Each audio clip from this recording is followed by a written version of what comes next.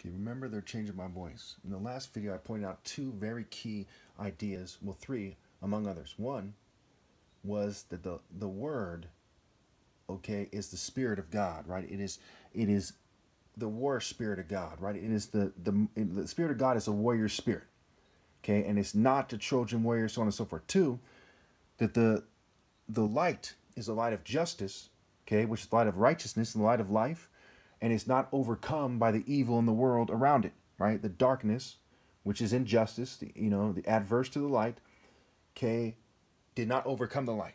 Okay, the light is saying, hey, come into me and go to God. I'm saying, come into me and go to God. Okay, go through me, enter through the gate, come into my formation, walk in the way of righteousness along the paths of justice, truth, what have you. And the evil did not overcome. Among other things, I point out that the word became flesh and that bread equals fresh because of Mass and communion, and bread also equals the presence of God because of Exodus. So if bread equals flesh and bread equals the presence of God, then flesh equals the presence of God. Okay, the word became flesh. Okay, in terms of being used in the Bible to describe things, the word became flesh and made his dwelling among us. We have seen his glory, the glory of the one and only Son, who came from the Father, full of grace and truth. Now, why isn't this made clear in church? If they do make it clearer than other churches, it's baloney.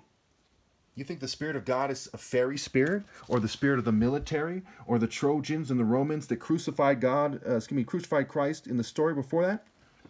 The presence of God is not in any nation's military or police or intelligence agency. These are the types of people that crucified Christ, and what's more, they are in a kind of Masonic, kind of Western globalist spirit, right? Even the military in the China is very much Western groomed, right? Very much Western thinking goes into their military and dress and so on and so forth. Okay, so these people are profane, profane.